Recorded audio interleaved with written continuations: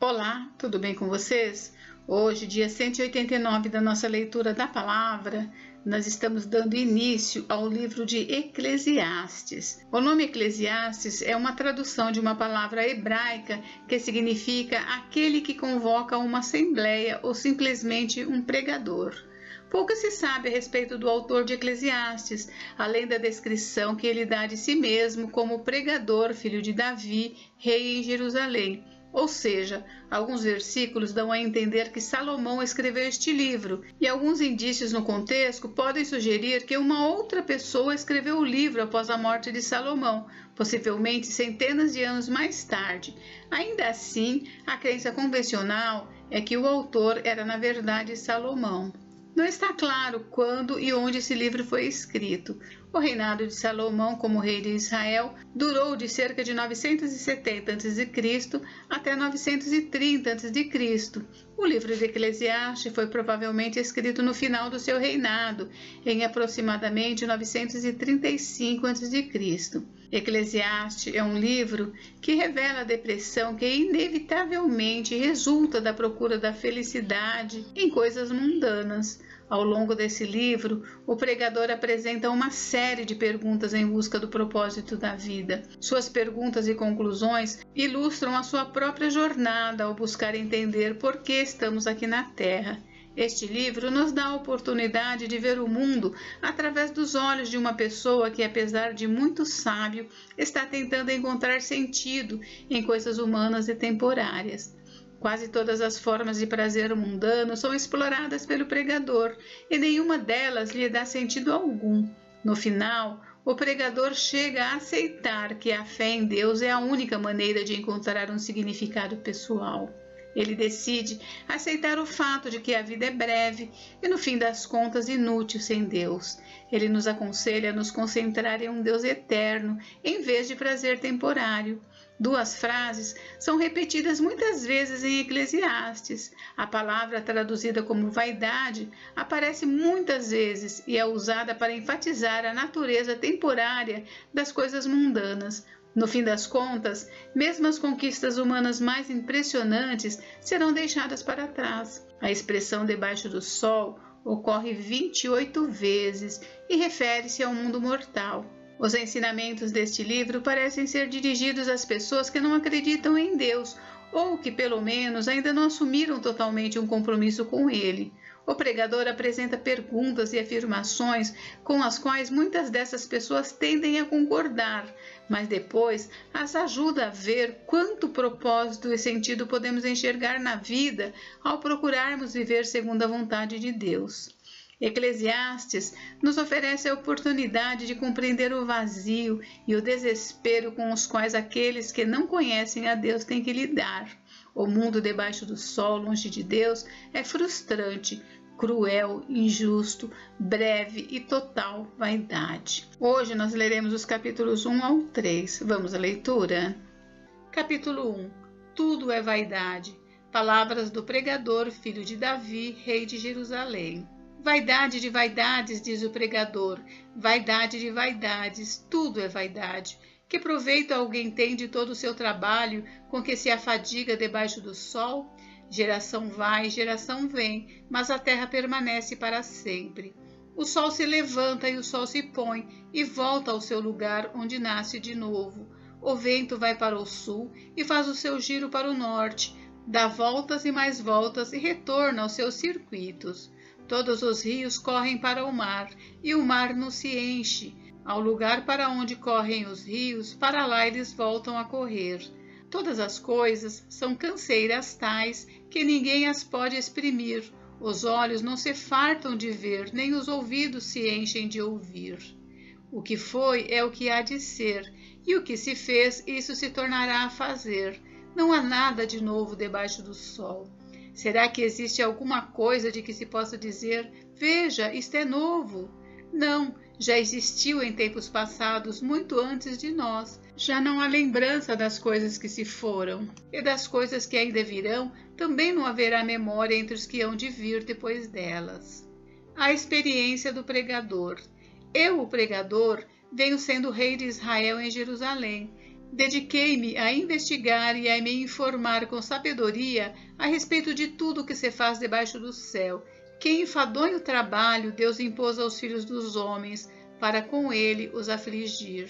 Vi todas as obras que se fazem debaixo do sol, e eis que tudo é vaidade e correr atrás do vento. Aquilo que é torto não pode ser endireitado, e o que falta não pode ser contado.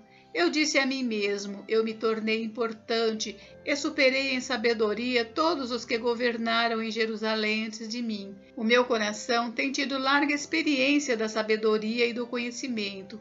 Assim, procurei conhecer a sabedoria e saber o que é a tolice e a falta de juízo, mas descobri que também isso é correr atrás do vento, porque na muita sabedoria há muito enfado, e quem aumenta o seu conhecimento, aumenta também a sua dor. Capítulo 2. A vaidade das riquezas. Eu disse a mim mesmo, vamos, prove a alegria, procure ser feliz, mas também isso era vaidade. Concluí que o riso é tolice e que a alegria não serve para nada. Resolvi no meu coração entregar-me ao vinho, sem deixar de me guiar pela sabedoria e de me apoderar da loucura, até descobrir o que de bom os filhos dos homens poderiam fazer debaixo do céu durante os poucos dias da sua vida. Empreendi grandes obras, construí casas e plantei vinhas para mim. Fiz jardins e pomares para mim, e neles plantei árvores frutíferas de toda espécie. Fiz para mim tanques de águas, para com eles regar o bosque em que reverdeciam as árvores. Comprei escravos e escravas, e tive escravos que nasceram em minha casa. Também tive bois e ovelhas, mais do que tiveram todos os que viveram em Jerusalém antes de mim.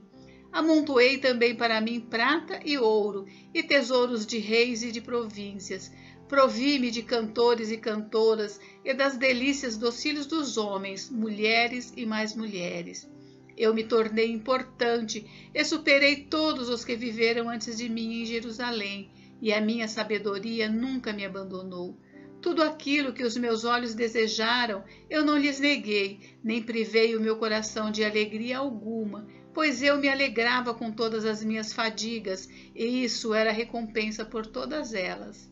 Considerei todas as obras que as minhas mãos fizeram, e também o trabalho que eu com fadigas havia feito, e eis que tudo era vaidade e correr atrás do vento, e nenhum proveito havia debaixo do sol. A vaidade da sabedoria. Então, passei a refletir sobre a sabedoria, a tolice e a falta de juízo. O que poderá fazer o sucessor do rei, o mesmo que outros já fizeram? Então vi que a sabedoria é mais proveitosa do que a falta de juízo, assim como a luz traz mais proveito do que as trevas. O sábio tem os seus olhos bem abertos, enquanto o tolo anda em trevas. Contudo, entendi que a mesma coisa acontece com ambos. Aí eu disse a mim mesmo, o que acontece com o tolo acontece comigo também. De que adianta então ser sábio? Então eu disse a mim mesmo que também isso era vaidade, pois nem o sábio nem o tolo serão lembrados para sempre, pois passados alguns dias tudo cai no esquecimento. O sábio morre do mesmo modo que o tolo. Por isso perdi o gosto pela vida, pois me foi pesado demais o trabalho que se faz debaixo do sol. Sim, tudo é vaidade e correr atrás do vento. A vaidade do trabalho. Também perdi o gosto por todo o meu trabalho, com que me afadiguei debaixo do sol, pois o resultado de tudo isso ficará para quem vier depois de mim. E quem pode dizer se ele será um sábio ou um tolo? No entanto, ele terá domínio sobre todo o ganho das minhas fadigas e sabedoria debaixo do sol. Também isto é vaidade. Então, tratei de fazer com que o meu coração perdesse a esperança de todo o trabalho com que me afadiguei debaixo do sol. Porque uma pessoa pode fazer o seu trabalho com sabedoria, conhecimento e habilidade, mas deixará o seu ganho como herança a quem por ele não se esforçou. Também isto é vaidade e grande mal. Pois que proveito alguém tem de todo o seu trabalho e da fadiga do seu coração em que anda trabalhando debaixo do sol? Porque todos os seus dias são cheios de dor e o seu trabalho é desgosto, nem de noite o seu coração descansa. Também isto é vaidade. Não há nada melhor para o ser humano do que comer, beber e fazer com que a sua alma desfrute o que conseguiu do seu trabalho. No entanto, vi também que isto vem da mão de Deus, pois separado deste, quem pode comer ou quem pode alegrar-se? Porque Deus dá sabedoria, conhecimento e prazer à pessoa que lhe agrada, mas ao pecador dá trabalho para que ele ajunte e amontoe, a fim de dar àquele que agrada a Deus. Também isto é vaidade e correr atrás do vento. Capítulo 3. Tempo para tudo. Tudo tem o seu tempo determinado, e há tempo para todo propósito debaixo do céu. Há tempo de nascer e tempo de morrer, tempo de plantar e tempo de arrancar o que se plantou, tempo de matar e tempo de curar, tempo de derrubar e tempo de construir, tempo de chorar e tempo de rir, tempo de prantear e tempo de saltar de alegria, tempo de espalhar pedras e tempo de ajuntar pedras, tempo de abraçar e tempo de deixar de abraçar, tempo de procurar e tempo de perder, tempo de guardar e tempo de jogar fora, tempo de rasgar e tempo de costurar, tempo de ficar calado e tempo de falar, tempo de amar e tempo de odiar, tempo de guerra e tempo de paz. O ser humano não conhece o seu tempo determinado. Que proveito tem o trabalhador naquilo com que se afadiga? Vi o trabalho que Deus impôs aos filhos dos homens para com ele os afligir. Deus fez tudo formoso no seu devido tempo. Também pôs a eternidade no coração do ser humano, sem que este possa descobrir as obras que Deus fez desde o princípio até o fim. Sei que não há nada melhor para o ser humano do que alegrar-se e aproveitar a vida ao máximo. Sei também que poder comer, beber e desfrutar o que se conseguiu com todo o trabalho é dom de Deus. Sei que tudo que Deus faz durará eternamente, sem que nada possa ser acrescentado nem tirado, e que Deus faz isso para que as pessoas o temam. O que é, já foi, e o que será, também já foi. Deus fará vir outra vez o que já passou.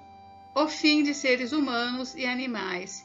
Vi ainda debaixo do sol que no lugar do juízo reinava a maldade, e no lugar da justiça havia mais maldade. Então eu disse a mim mesmo: Deus julgará o justo e o ímpio, porque há um tempo para todo propósito e para toda obra. Eu disse mais: isto é por causa dos filhos dos homens, para que Deus os prove, e eles vejam que são em si mesmos como os animais. Porque o mesmo que acontece com os filhos dos homens, acontecem com os animais. Como morre um, assim morre o outro. Todos têm o mesmo fôlego de vida, e o ser humano não tem nenhuma vantagem sobre os animais, porque tudo é vaidade. Todos vão para o mesmo lugar, todos procedem do pó e ao pó voltarão. Quem sabe se o fôlego de vida dos filhos dos homens se dirige para cima e o dos animais para baixo para a terra? Assim, percebi que não há nada melhor para o ser humano do que desfrutar do seu trabalho, porque essa é a sua recompensa, pois quem o fará voltar para ver o que será depois dele? Gente, encerramos por hoje, mas amanhã tem mais. Fiquem com Deus, Deus abençoe vocês. Até amanhã.